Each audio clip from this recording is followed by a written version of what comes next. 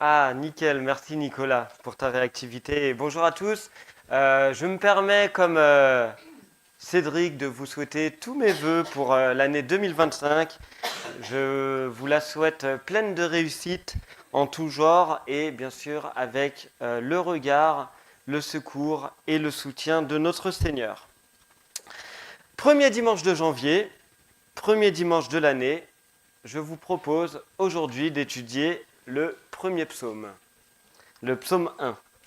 Et avant de commencer, j'aimerais remercier Bob parce que ce psaume a déjà été prêché dans notre assemblée en 2020 par Bob.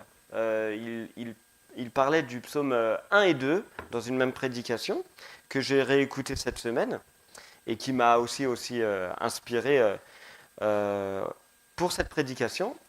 Et je remercie, alors il ne peut pas m'entendre parce qu'il est à des kilomètres de là, mais Cédric Eugène qui avait prêché sur ce psaume en 2013 et qui m'a proposé en tout cas cette structure-là. Donc le bonheur en 3D tiré du psaume 1 pour ce premier dimanche de l'année. On va voir à travers ce psaume finalement comment accéder au bonheur. Vous connaissez cette chanson, hein? Il est où le bonheur? Il est où? Il est où? Il est là le bonheur, il est là. Et en fait, finalement, on va se rendre compte à travers cette prédication que le bonheur, il est auprès de Dieu et dans la méditation de sa parole. Alors, on peut mettre la prochaine slide parce que vous vous demandez, mais c'est quoi ces 3D? Eh bien, on verra que ces 3D, c'est d'abord, à travers ce psaume, une déclaration pour les versets 1 et 2. Ensuite, c'est une description au verset 3. Et ensuite, ce sont des destinations, je l'ai mis au singulier, j'aurais dû le mettre au pluriel, dans les versets 4 à 6. Sans plus attendre, lisons ce psaume, le psaume 1.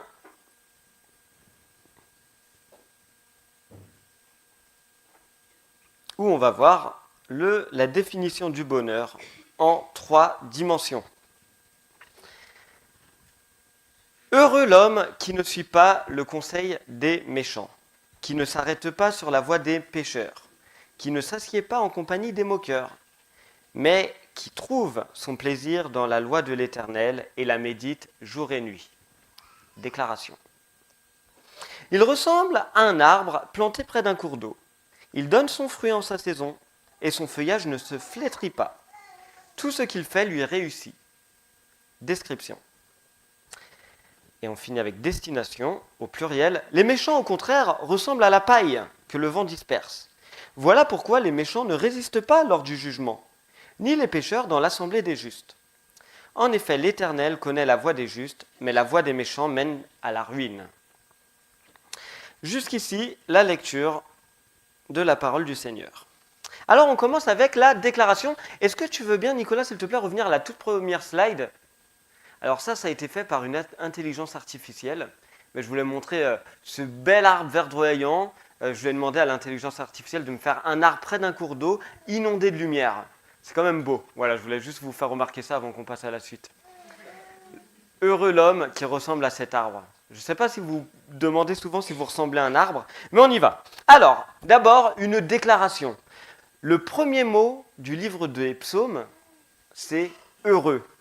C'est un mot fort. Et en fait, à travers ce mot fort, on peut voir heureux un résumé de tout le livre des psaumes. Donc, on commence avec ce mot heureux. Et voici le tableau de l'homme heureux, au verset 1 et 2, que je me fais un plaisir de relire. Heureux l'homme qui ne suit pas le conseil des méchants, qui ne s'arrête pas sur la voie des pécheurs, qui ne s'assied pas en compagnie des moqueurs, mais qui trouve son plaisir dans la loi de l'Éternel et la médite jour et nuit. L'homme heureux, c'est un homme d'abord qui ne fait pas. C'est assez étonnant. C'est pas tout de suite ce qu'on penserait. On penserait plutôt un homme heureux, c'est un homme qui fait, qui est un homme qui voyage, c'est un homme qui a beaucoup d'enfants. Eh bien non, la définition du bonheur, d'abord, c'est par ce qu'il ne fait pas. Sa piété le conduit à se séparer symboliquement du monde, qui est présenté sous 3 traits moraux significatifs. Un monde méchant, un monde moqueur et un monde pécheur. Heureux l'homme qui sait distinguer dans sa vie ce qui relève du péché et ce qui relève de la grâce de Dieu. Heureux l'homme qui sait distinguer dans sa vie ce qui relève du péché et ce qui relève de la liberté en Christ. On est heureux en ne faisant pas. Et ça, c'est l'éternel dilemme du protestantisme, qui a rappelé qu'on était sauvé par la grâce seule, et pas par les œuvres, qu'on était sauvé sur la base de notre foi. Le grand dilemme du protestantisme, c'est de dire, finalement, on fait ce qu'on veut. Sauf que Dieu nous protège avec les ne pas. Et finalement, l'homme heureux qui se définit par ce qu'il ne fait pas, eh bien, il refuse certaines influences. Il refuse l'influence des méchants et leurs conseils. Il refuse l'influence des pécheurs et le chemin qu'ils proposent. Il refuse la compagnie des moqueurs. Alors attention, ne voyez pas ce psaume comme un psaume radical. Ou alors, voyez-le comme un psaume radical, mais dans votre vie, pas besoin d'être aussi clair, parce que, en fait, déjà, vous-même, vous êtes pécheur, moqueur et méchant, si vous ne le savez pas, la Bible nous le dit, et surtout, en fait, vous risquez de vous retrouver très rapidement tout seul. Mais l'idée, à travers cette déclaration, c'est finalement d'être intentionnel dans nos habitudes. Et ça doit nous interpeller au 5 janvier 2025, en ce premier dimanche de janvier. Nous devons prendre des habitudes intentionnelles. Nous devons éviter ce qui nous détourne de Dieu. Par conséquent, le bonheur commence bien par un choix. Mais le bonheur, c'est le verset 2, c'est pas simplement de faire des choix et des ne pas. Le bonheur du chrétien est enraciné dans la parole de Dieu. Le mot est fort. Le texte ne dit pas « heureux l'homme qui apprend par cœur des versets ». Heureux l'homme qui connaît sa Bible sur le bout des doigts. Heureux l'homme qui, dans une conversation, dès qu'il se passe quelque chose, il est capable de dire et la référence, et en quelle année ça a été écrit, et par qui. Ce n'est pas cet homme-là qui est heureux. C'est l'homme qui prend son plaisir dans la loi de Dieu. Est-ce que vous cernez la nuance ? Elle est forte, elle est belle. Dieu ne nous demande pas d'être simplement des intellectuels face à un livre intéressant qu'on connaîtrait par cœur et on montrerait toute notre science. Non. Ce que nous propose ce psaume, c'est de nous délecter de la loi du Seigneur, de la méditer. Et ça évoque une réflexion constante, une réflexion quotidienne. Autrement dit, avoir son plaisir dans la loi de Dieu, c'est-à-dire dans la Bible, c'est finalement tout autre chose que lire la Bible par devoir, même quotidiennement. Le plaisir qu'on a en méditant la loi se prolonge dans une méditation, justement, au cours de laquelle les pensées divines profondes pénètrent la conscience, illuminent les cœurs. Et l'homme pieux s'y applique de jour. Il s'y attarde pendant ses heures d'insomnie, c'est ce que nous dit le psaume. Et c'est une source pour lui de progrès. Donc, il ne s'agit pas d'une connaissance intellectuelle. Il ne s'agit pas d'une obéissance morale. C'est-à-dire, je fais ce qui est écrit dans le verset 1 par acquis de conscience. La Bible n'est pas simplement un traité de dogmatique. Mais le texte nous dit « Heureux celui qui met son plaisir dans la Bible, dans la loi, et qui la médite jour et nuit. » Ce qui compte, c'est méditer cette parole. C'est de vivre avec elle. C'est de la ruminer, c'est de la tourner dans son cœur. C'est comme ça que la Bible va œuvrer en nous. C'est comme ça que la Bible va nous transformer. C'est comme ça qu'elle va être pour nous une source de vie et de joie. Et donc, cette parole, en cette année 2025, apprenons à l'aimer. Apprenons à n'avoir pas avec elle un rapport intellectuel, mais à y mettre notre cœur, à nous investir dans cette parole, à la mettre finalement en soi pour développer une véritable relation d'amour, de dialogue avec cette parole. Et donc je vous disais, finalement, cette déclaration heureux, elle passe par le fait de prendre de bonnes habitudes. Eh bien, vis-à-vis de cette parole, nous pouvons, peut-être nous devons, prendre de bonnes habitudes en cette nouvelle année. Des habitudes simples et régulières. Par exemple, lire un verset chaque matin. C'est un exemple, hein. C'est pas une loi. Prendre 5 minutes le soir pour remercier Dieu. Ne pas oublier, moi j'aime trop ça, c'est un petit peu, on va dire cliché, mais je trouve que personnellement ça m'aide dans ma vie de piété et de disciple. Avec Sarah, à chaque repas on prie. Je ne sais pas si vous le faites, et il n'y a rien d'obligatoire. Dans la Bible, il n'y a pas écrit prie avant chaque repas, même s'il y a cette notion de rendre grâce. Mais quelque part, ça structure la journée. Il y a le petit-déj, bon, nous on ne le fait pas, mais il peut y avoir le petit-déj. Il y a le repas du midi, il y a le goûter parfois, il y a le repas du soir. Et ça structure en fait des moments de prière dans la journée. Je pense que c'est bien à savoir, c'est bien de ne pas le négliger. Parce que ça nous permet, à plusieurs moments de la journée, nous recentrer vers le Seigneur. On a un espoir aussi avec ces versets 1 et 2. Vous faites la différence entre joie et bonheur, entre être joyeux et être heureux. Dans bonheur, hein, H-E-U-R de fin, c'est ce qui a donné un heureux. Eh bien, le bonheur, contrairement à la joie, ce n'est pas une émotion passagère, mais c'est une fondation solide pour l'année à venir. Je passe à notre description. Voilà, ça c'est toujours l'intelligence. Je remercie chaleureusement l'intelligence artificielle de Canva qui a fait toutes ces illustrations pour notre église. Il a fait pile poil même mieux que ce que je pensais. Donc je lui ai demandé de décrire un gros arbre avec des racines profondément ancrées. Là il manque le cours d'eau, bon voilà, on peut pardonner. L'homme heureux est comparé à un arbre, et je vous propose de relire ce verset 3. Cet homme ressemble à un arbre planté près d'un cours d'eau. Il donne son fruit en sa saison, et son feuillage ne se flétrit pas. Tout ce qu'il fait lui réussit. L'homme heureux est décrit comme un arbre planté. Et ça, c'est une image puissante de stabilité, de croissance et de bénédiction.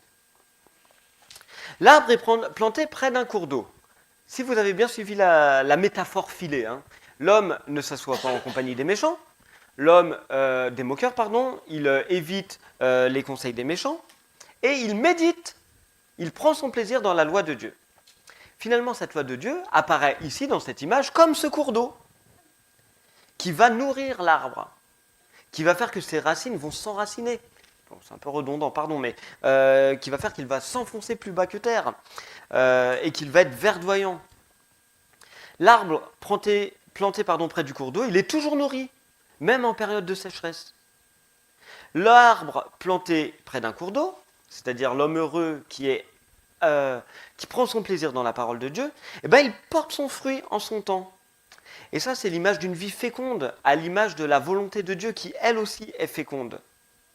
Et là, sans trop aller chercher dans l'interprétation, hein, mais on nous dit l'arbre porte son fruit en son temps. Il ne porte pas du fruit tout le temps, ça n'existe pas des arbres qui font ça, enfin, pas que je sache, peut-être, remarque. En tout cas, pas cet arbre-là, il porte du fruit en son temps. Et ça, c'est intéressant. Dieu ne nous demande pas d'être toujours à l'œuvre pour lui. Ou alors, je vais le dire autrement, parce que là, il y en a qui vont me jeter des tomates d'hérétiques. Je vais le dire autrement. Dans la vie chrétienne, il y a des temps pour servir Dieu, et il y a des temps pour être auprès de Dieu, comme Marthe et Marie. Il y a un temps où on doit être actif à fond, où on doit aller proclamer dans les rues que Jésus est notre Seigneur et Sauveur. Mais il y a aussi le temps où on ne porte pas forcément du fruit parce qu'on est renouvelé, parce qu'on est transformé, parce qu'il y a des temps d'épreuve aussi dans la vie. Un petit peu comme, vous savez, ce chant que vous connaissez sûrement qui dit « Je crois en Jésus, je crois qu'il est le Fils de Dieu, je crois qu'il est mort et ressuscité ». J'aime bien ce chant parce que dans le premier couplet, on proclame « Oui, je crois qu'il est ici, qu'il est présent au milieu de nous. Oui, je crois. » Mais dans le deuxième temps, on n'est plus dans la proclamation. On est dans la prière. On est dans le « Je crois en toi, Seigneur. Finalement, ce chant, dans ce deuxième couplet, il se transforme. D'abord, on pourrait aller dans la rue et dire aux gens, oui, je crois en Jésus, je crois qu'il est le Fils de Dieu, je crois. Mais il y a aussi ce temps qui est important pour nous en tant que chrétiens, qui est de dire à Dieu ce qu'on croit de lui, qui est de se rapprocher de la source, et qui est d'être nourri par lui, transformé à son image. Dieu n'attend pas de nous que nous portions du fruit constamment. Il risque d'être mauvais. Dieu attend de nous que nous soyons à son écoute et que nous fassions sa volonté. Mais je reviens à cet arbre, avec ses racines profondes et ses racines solides. Finalement, qu'est-ce que ça nous montre, ces racines ? Qu'est-ce que ça nous montre, un arbre enraciné ? Qu'est-ce que ça nous montre, un arbre dont la feuille ne se flétrit pas ? Eh bien, ça montre qu'il a pris, on reste dans la métaphore, de bonnes habitudes spirituelles. Que ces bonnes habitudes sont ses racines qui nourrissent son âme. Ça symbolise que, comme l'arbre, son fruit en sa saison, sa feuille, que tout ce qu'il fait prospère, ça montre une persévérance qui produit un triple résultat. Et cet arbre plein de vie l'illustre à merveille. On voit dans le texte une certaine gradation. C'est un arbre planté près d'un cours d'eau, il donne son fruit en sa saison, son feuillage ne se flétrit pas, tout ce qu'il fait lui réussit. Plus on prend des habitudes pour rester proche de Dieu, pour être à son écoute, pour être heureux, et plus en fait on est dans une gradation. Alors la vie chrétienne, elle n'est pas comme ça, ce serait magnifique. Et c'est ma prière pour chacun d'entre nous en 2025, mais on sait que la vie chrétienne, elle est comme ça. Mais un petit peu comme, on va dire, la bourse, c'est une image qui vaut ce qu'elle vaut, mais un petit peu comme la bourse, l'idée c'est que ça monte d'année en année, quoi. Ou les investissements, ou ce que vous voulez. Alors, un petit espoir quand même par rapport à cette description. Quelle que soit la saison, la bonne, la mauvaise, la saison de porter du fruit, et puis la saison où il faut être à nouveau taillé, élagué, pour mieux repousser. Eh bien, quelle que soit la saison, Dieu promet que nos efforts ne seront pas vains, parce qu'il y a cette phrase très forte, très très forte, « Tout ce qu'il fait lui réussit ». Parce qu'il est enraciné dans la parole de Dieu. Et j'en arrive aux destinations. J'ai toujours pas mis le S, j'étais fâché. Mais finalement, ce texte nous présente bien deux destinations, deux destinées, deux chemins. Je vais relire. Versets 4, 5 et 6. Les méchants, au contraire, ressemblent à la paille que le vent disperse. Voilà pourquoi les méchants ne résistent pas lors du jugement, ni les pécheurs dans l'assemblée des justes. En effet, l'Éternel connaît la voie des justes, mais la voie des méchants mène à la ruine. Dieu connaît la voie des justes, et la voie des méchants mène à la ruine. Finalement, il y a une métaphore qui continue, une métaphore champêtre. Les méchants ressemblent à de la paille, que simplement le vent disperse. On a un arbre enraciné profondément. Il peut y avoir des tempêtes, il peut y avoir des ouragans, il peut y avoir des tsunamis, il peut y avoir des maillotes. L'arbre, il reste. Il est profondément enraciné. Mais les méchants, leur vie, même s'ils vont vivre autant que nous, ça ressemble à de la paille, simplement que le vent disperse. Parce que leur vie, elle est sans fondement. Elle est enracinée en rien du tout. C'est un peu fort ce que je dis. Alors que les justes vivent une vie connue du Seigneur, une vie aimée du Seigneur, une vie guidée par le Seigneur. Il y a donc deux chemins, deux destinées. Et la Bible, en fait, tout au long de Genèse 1 à Apocalypse 22, elle nous présente ces deux chemins, ces deux destinées. Choisis la vie, par exemple, en Deutéronome. J'ai placé devant toi la mort et la vie, choisis la vie. Il n'y a pas de entre deux. Choisis la mort vivant. Non, choisis la vie. Ces deux destinations, décrites par ce psaume 1, forment des appels finalement à réfléchir sur la direction de notre propre vie. Quels petits ajustements est-ce qu'on doit faire pour suivre le chemin de la justice ? Comment s'assurer que nos choix et habitudes nous conduisent vers la vie éternelle ? Ça, c'est des questions à se poser. Et même en église, d'ailleurs, on peut se poser ces questions. Comment rester sur le chemin? Comment être cet arbre prospère qui donne son fruit, qui reste attaché à la parole de Dieu, qui ne dévie ni à droite ni à gauche, mais qui reste bien ancré? Ça, c'est des questions qu'on doit se poser. Mais, à nouveau, il y a un espoir. C'est que Dieu accompagne les justes. Dieu est fidèle. Et il nous guidera, il nous guide et il nous guidera tout au long de cette nouvelle année 2025. Alors, permettez-moi de conclure. J'ai mis une petite famille, enfin, c'est pas moi qui l'ai fait, faut en douter, mais une petite famille qui représente notre communauté, mais qui représente aussi la communauté des croyants, qui marche sur un chemin qu'on ne voit pas très bien, mais qui marche vers la lumière. Parce que notre vie, elle ressemble à ça aussi. On ne sait pas toujours où Dieu veut nous emmener. On ne sait pas toujours ce par quoi il va nous faire passer. On ne sait pas toujours ça. Mais on voit cette lumière au fond. Et c'est un petit peu comme on était dans la période de Noël, avec cette étoile. Il fallait la suivre, quoi. Bien là, il y a une lumière qu'il nous faut suivre. Et cette lumière, c'est Jésus. C'est son enseignement. Parce que, finalement, ce psaume, autant il est beau avec son bonheur en 3D, autant, si on est vrai, et si on comprend ce que dit la Bible de l'être humain, on ne répond pas tout à fait à la définition de ce bonheur et de cet homme heureux.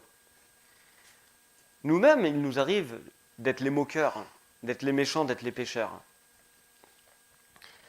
En fait, finalement, à la lecture de ce psaume, s'il y a bien une destinée qui est la nôtre, c'est pas celle du bonheur prospère et celle tout ce qu'il fait lui réussit. Non, non. S'il y a une destinée qui doit être la nôtre, c'est bien celle de la paille, balancée par le vent, balayée par le vent, pardon. Mais Jésus est cet homme qui a incarné le juste, qui a incarné cet heureux. Et d'ailleurs, il a repris, vous vous rappelez, les béatitudes en Matthieu 5, 6, 7, Matthieu 5 particulièrement. Heureux, heureux, heureux. Je crois qu'il y en a 13 béatitudes, je ne suis plus sûr de mon chiffre. Mais Jésus a repris cette déclaration. Parce qu'il était lui-même heureux et parce qu'il a pris à la croix notre place. Pour qu'à notre tour, nous puissions nous définir comme bienheureux. Alors, si je peux conclure. Le bonheur en 3D, c'est parce qu'on a une déclaration de Dieu, de Jésus, qui nous déclare heureux. C'est parce qu'on est décrit, pas comme nous on se voit, mais parce que comme Dieu nous voit, pardon. Et c'est parce qu'on a une destinée auprès de notre Père. Tout ça, ça fonde des choix. Le bonheur est un choix, ne pas s'asseoir en compagnie des méchants, etc. Ça montre une solidité à travers la croissance de l'arbre et ça montre une espérance dans cette destination. Par conséquent, voici mon encouragement pour chacun d'entre nous, et moi-même, je m'intègre dans cela, c'est d'adopter ces petites habitudes qui auront un impact éternel. Lire la parole de Dieu avec plaisir, avec reconnaissance. Prier le Seigneur avec plaisir, reconnaissance. Et aimer le Seigneur et nos prochains. J'aimerais nous inviter à nous engager à vivre cette année avec Dieu comme Dieu étant notre source de bonheur. Et j'aimerais aussi nous inviter à, parce que c'est peut-être le plus important, à remercier Dieu pour l'obéissance parfaite de Jésus. Ce juste-là. Ce que nous ne pouvons pas faire. Ce que nous ne pouvions pas faire. Et ce que nous ne pourrons pas faire jusqu'à ce que nous soyons complètement renouvelés, Jésus l'a fait. J'allais dire quelque chose. Il faudrait que je revoie ma théologie. Mais j'allais dire, Jésus l'a fait facilement. En fait, je ne pense pas que Jésus l'ait fait facilement.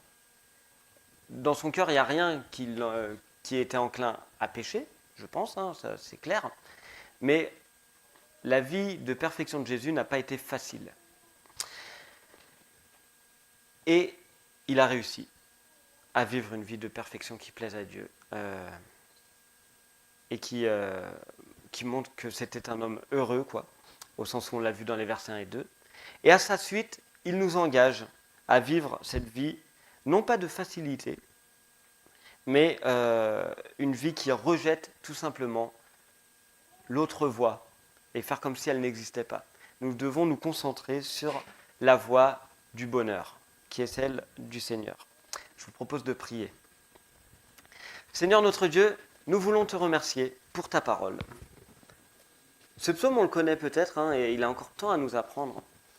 Il est beau et frustrant à la fois, mais nous sommes reconnaissants, parce que tu nous appelles justes, tu nous appelles heureux, en vertu non pas de ce qu'on peut faire, mais en vertu de ce que Jésus a fait.